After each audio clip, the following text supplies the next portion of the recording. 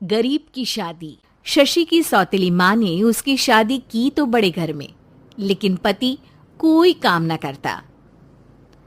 आप ससुर जी के साथ काम पर क्यों नहीं जाते? हाँ जाऊंगा, लेकिन कल से। आज जरा मैं दोस्तों के साथ घूमने जा रहा हूँ। शशि के दो बच्चे होते हैं, लेकिन रमेश का हाल वैसा का वैसा ही रहता है। एक दिन, सुनिए ना, बच्चा रो रहा है, इसके दूध के लिए पैसे नहीं है। अरे तो पिताजी से ले लो ना। क्यों? अगर आप में कमाने की क्षमता नहीं थी तो शादी क्यों की? तभी घर आई बड़ी ननद बोल पड़ती है। आहा हा हा, तुम्हारी माँ को साफ साफ कह दिया था कि लड़का ना कमाता है ना कभी कमाएगा।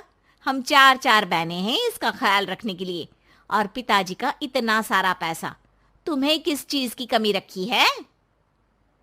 लेकिन थोड़े ही सालों में तकदीर बदल जाती है। शशि का ससुराल गरीब हो जाता है। सब बिकने के बाद शशि अपने पति, बच्चे और सास के साथ किराए के मकान में आ जाती है।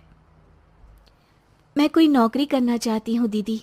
अरे इतने बड़े घर की बहू थी शशि, तुम नौकरी करोगी? नहीं नहीं नहीं नहीं। नहीं करूंगी तो घर कैसे चलेगा? बच्चों को भी तो पालना है ना।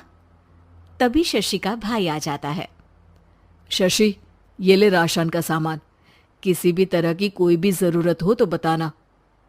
भाई, अब मैं नौकरी करूंगी। देख बहन, वैसे तो मैं तेरे साथ हूं, लेकिन हाँ, मैं ये भी चाहता हूं कि तू अपने पैरों पर खड़ी हो जा। शशि को एक प्ले स्कूल में छोटे बच्चों को संभालने की नौकरी मिल जाती है। एक दिन, शशि, मेरे स्कूल को अब तुम संभाल लो।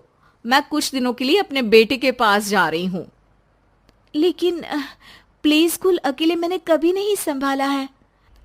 अब ये सब मैं नहीं जानती। इतने महीनों में तूने जो देखा, बस पूरे आत्मविश्वास के साथ उसे करना। शशि नीलम के जाने के बाद पूरे 1 महीने उसका स्कूल अकेले संभालती है, और फिर एक दिन आता है जब वो अपना खुद का स्कूल भी खोल लेती है। वाह शशि, तुमने आज मेरा सर गर्व से ऊंचा कर दिया। तुम्हारा यही आत्मविश्वास तुम्हें बहुत आगे ले जाएगा। नीलम, बहुत आगे जाने की चाह नहीं है, बस ये छोटा सा स्कूल मेरे बच्चों की अच्छी शिक्षा में मेरी मदद करे, यही मैं चाहती हूँ। शशि थोड़े थोड़े पैसों से ही अपना परिवार पाल रही थी। एक दिन उसके घर उसकी बड़ी ननद आती है। अरे भाभी, घर में कूलर तो लगा लेती, मेरी माँ को कैसे पंखे में लिटा रखा है? अरे तो शशि कौन सा एसी लगा कर सो रही है? वो भी तो यहीं रहती है ना मेरे पास। ज्यादा यहाँ आकर मेरी बहू को परेशान न किया करो। हाँ हाँ, मुझे भी शौक नहीं है इस छोटे से घर में आने का। मैं तो बस ये बोलने आई थी कि मेरे बेटे की शादी है तो ननिहाल का जो नेग होता है वो ले आना। हाँ हाँ, जितना बनेगा कर देंगे, और ना हुआ ना तो वो भी नहीं करेंगे। तभी शशि बोल पड़ती है। अरे नहीं नहीं माँ जी, रीटा घर की बेटी है, उसके ससुराल वाले उससे शादी पर पूछेंगे कि मायके से क्या मिला। रीटा, तुम मुझे सामान की लिस्ट भेज देना, मैं पूरी कोशिश करूंगी कि तुम्हारी हर डिमांड को पूरा करे। अच्छा, मैं खाना लगाती हूँ। शशि ये बोलकर किचन में चली जाती है।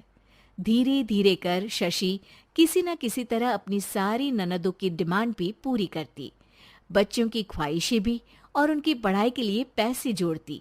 एक दिन जब शशि का बेटा 12वीं पास करके आता है। माँ, अब तुझे काम करने की जरूरत नहीं है। मैं अब कोई ना कोई नौकरी करके पढ़ाई भी साथ कर लिया करूंगा।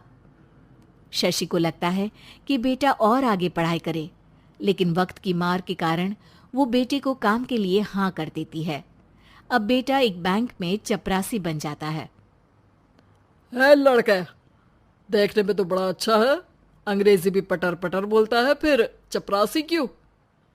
लड़का सारी बात मैनेजर को बता देता है। अच्छा, तो मैं तुझे एक मौका देता हूँ। तू यहाँ रहकर दूसरे डिपार्टमेंट का भी काम सीख। अगर तू किसी एक का भी काम अच्छे से सीख गया तो मैं तुझे यहाँ टेबल चेयर में बैठने वाली नौकरी दे दूंगा। लेकिन एक दिन शशि की ननद उसे फोन करती है। अरे भाभी, देखो मायका तो मेरा तुम लोगों से ही है। मैंने आपके बेटे और मेरे भतीजे प्रदीप के लिए यहाँ एक नौकरी देखी है। पूरे 5,000 मिलेंगे। वैसे करता ही क्या है, चपरासी ही तो है ना। कोई बात नहीं रीटा, मैं उसे इस शहर के बाहर नहीं भेजना चाहती हूँ। बाकी वो शाम को आएगा तो मैं पूछ लेती हूँ। वहीं प्रदीप मैनेजर की बात से खुश हो जाता है और मैनेजर के काम पर ही नजर रखने लगता है। वो उनकी तरह के पेपर पढ़ता, काम करता और आने वाले लोगों की बातें सुनता। एक दिन बैंक में ऑडिट वाले आते हैं।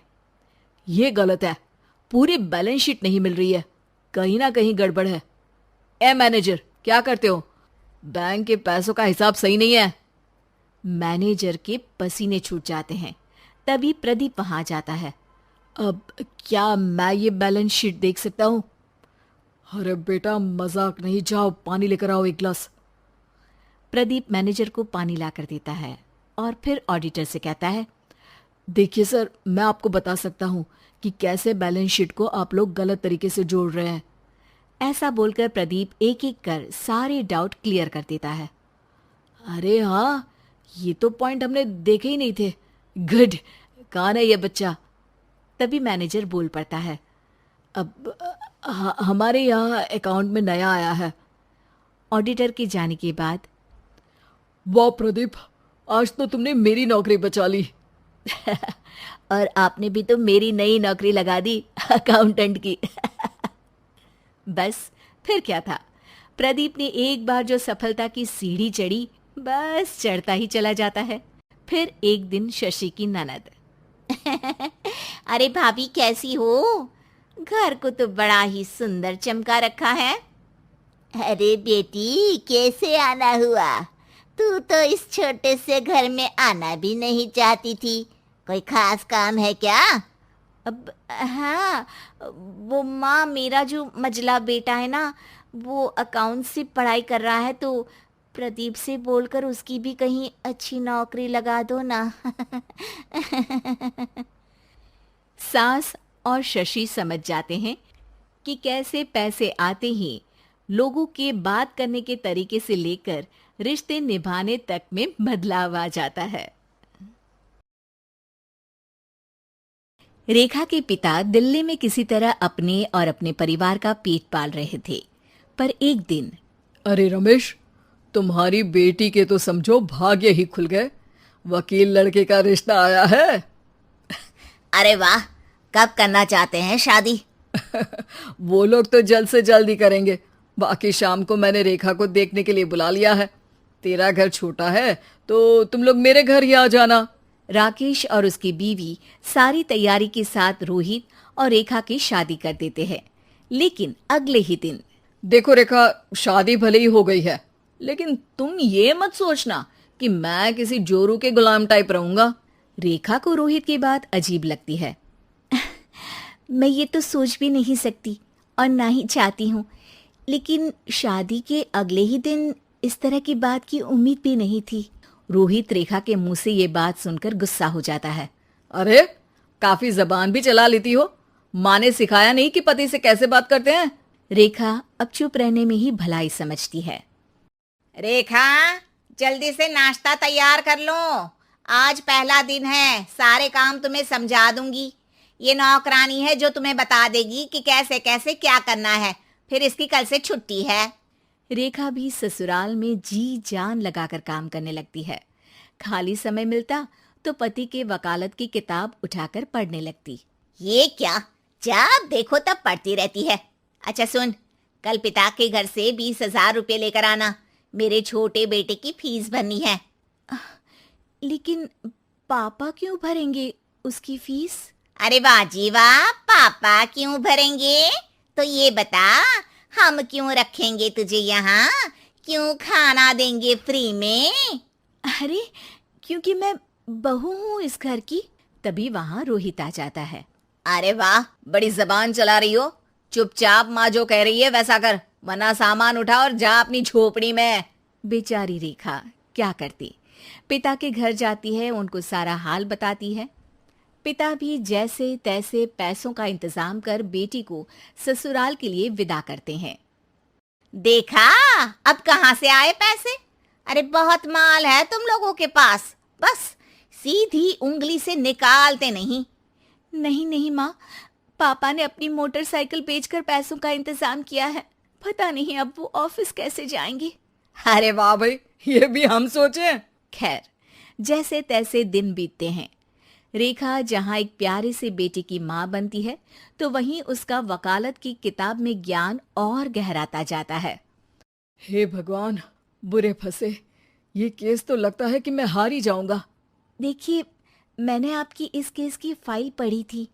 इस केस को जीतना बहुत ही आसान है। वाह भाई वाह, यहाँ वकालत की डिग्री लेकर भी मैं समझ नहीं पा रहा हूँ, और तुमने रोटी बनाते बनाते ही केस समझ लिया। अरे जाओ जाओ, जाकर मुन्ने को संभालो। केस मैं संभालूंगा। ए लड़की सुन, जाकर अपने बाप के यहाँ से 3 लाख लेकर आ। पूरा घर फिर से बनाना है। छोटे की शादी करूंगी तो छोटी बहू को कहाँ रखूंगी? पूरा घर तो तूने घेर रखा है। ऐसा मत बोलिए माँ जी। पापा इतना पैसा कहाँ से लाएंगे? अब तो वो रिटायर भी हो गए हैं। हाँ, तभी तो बोल रही हूँ, रिटायरमेंट के पैसे तो मिले होंगे ना। लेकिन वो अगर आपको दे देंगे तो बुढ़ापा कैसे काटेंगे? रोहित रेखा की बात सुनकर गुस्सा हो जाता है। ए सुन, चल अपना सामान उठा, अपना बच्चा उठा और निकल यहाँ से। रेखा के लाख आग्रह के बाद भी रोहित और उसकी सास उसे घर में नहीं रखते।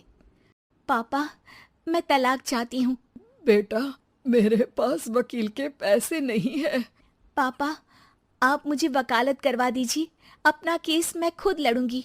इस बार रेखा के पिता भी उसे ससुराल ना भेजकर रिटायरमेंट के पैसों से वकालत करवाते हैं। और फिर एक दिन कोर्ट के बाहर, रोहित, आज तुम अपना ही केस हार गए, वो भी उस लड़की से जिसकी तुमने कभी कदर ही नहीं की। रेखा, मुझे माफ कर दो। मैं इतनी बड़ी अमाउंट कहाँ से लाऊंगा? मैं हर महीने पैसे नहीं दे सकता तुमको। पैसे वहीं से लाना जहां से तुम मेरे पापा को लाने के लिए मजबूर करते थे। एक पिता अपनी बेटी की शादी उसकी खुशहाली के लिए करता है, ना कि सारी जिंदगी कर्जदार बनने के लिए। अरे, मेरे ही बेटे की किताब पढ़ पढ़कर ज्ञान बांट रही हो। वकालत की किताब तो ससुराल में ही पढ़ी थी ना। बिल्कुल, यहाँ मेरी गलती रही। जिस पैसे से मैंने इसकी शादी की थी, मुझे वो पैसे पहले इसकी पढ़ाई में लगाना चाहिए था। और आज रेखा एक जानी मानी वकील के रूप में काम कर रही है।